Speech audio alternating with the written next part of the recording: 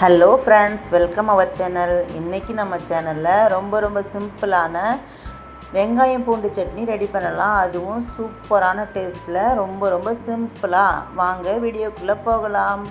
அதுக்கு நான் சின்ன பல்லாரி 2 கட் பண்ணி எடுத்து வச்சுருக்கேன். 10 பூண்டு பல் உரித்து எடுத்து வச்சுருக்கேன். 3 பட்டை மிளகாய் எடுத்து வச்சுருக்கேன். இப்போ இதை எதுவுமே செய்ய வேணாம், பச்சையாகவே அப்படியே அரைச்சி எடுத்துக்கலாம்.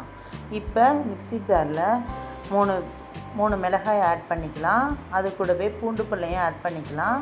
அது கூடவே வெங்காயத்தையும் ஆட் பண்ணிக்கலாம். தேவையான அளவு உப்பும் சேர்த்து ஆட் பண்ணிவிட்டு தேவையான அளவு தண்ணி ஆட் பண்ணிவிட்டு அரைச்சி எடுத்துக்கலாம். சூப்பராக ரெடி ஆகிடுச்சு. இப்போ ஒரு பேனில் கடலை எண்ணெய் நல்லா தாராளமாகவே ஊற்றிக்கலாம். எண்ணெய் காஞ்சதும் கடுகு போட்டுட்டு கடுகு வெடித்ததும் கருவேப்பிலையை ஆட் பண்ணிக்கலாம். நல்லாவே கடுகு பொரியுது. இதுக்கு நீங்கள் தேங்காய் எண்ணெய் யூஸ் பண்ணாலும் நல்லாயிருக்கும், நல்லெண்ணெய் யூஸ் பண்ணாலும் நல்லாயிருக்கும். நான் கடலெண்ணெய் யூஸ் பண்ணியிருக்கேன். இப்போ நல்லாவே வெடித்து வரட்டும். நல்லா தாராளமாக கடுகு போட்டேன். அது கூடவே கருவேப்பிலையும் ஆட் பண்ணியாச்சு. அரைச்சி வச்சுருக்கிற சட்னியை ஆட் பண்ணிக்கிட்டேன்.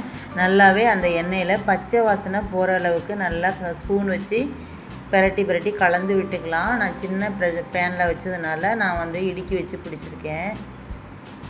நல்லா அப்படியே பிரட்டி விட்டுக்கலாம். செம்ம வாசனையாக இருக்குங்க. பச்சை வாசனை ஆனால் போகணுங்க, இல்லைன்னாக்கா ஒரு மாதிரி நாக்கு சுடுற மாதிரி இருக்கும். பச்சை வாசனை போயிட்டுருக்கு. இது நான் சிம்மில் தான் வச்சு நான் கிளறி விட்டுட்டுருக்கேன். அடி பிடிச்சிரும். ஓகே, பார்த்தீங்களா ஃப்ரெண்ட்ஸ், செம்மையாக ரெடி ஆகிட்டுருக்கு. இதே போல் நான் சொன்ன மெத்தட்லேயே நீங்கள் ரெடி பண்ணுங்கள். ரெடி பண்ணி சாப்பிட்டு பாருங்கள். சாப்பிட்டு பார்த்துட்டு ஃபீட்பேக் கொடுங்க. ஏன்னா ரொம்ப சிம்பிளாகவும் இருக்கும். வீட்டில் வேறு தேங்காயோ எதுவும் இல்லை அப்படிங்கிற பட்சத்தில் இது ரெடி பண்ணலாம். 3 days வரைக்கும் சூப்பராக ஸ்டோர் பண்ணி சாப்பாட்டுக்கு சேர்த்துக்கலாம். இப்போ பாருங்கள், பச்சை வாசனை போயிடுச்சு, பபுள்ஸ்லாம் வந்துருச்சு. இந்த ஸ்டேஜ்லேயே நம்ம அடுப்பை ஆஃப் பண்ணிக்கலாம். இப்போ டேஸ்ட் பார்த்துக்கலாம். ஓகே, உப்பு கரெக்டாக தான் இருக்குது. ஓகே, இப்போ மொறு தோசைக்கு சேர்த்து சாப்பிட்டா செம்ம டேஸ்ட்டாக இருக்கும். இந்த சட்னிக்கு குறைச்சலாக ஒரு 7 தோசையாவது சாப்பிடலாங்க. பசங்க நல்லா சாப்பிடுவாங்க.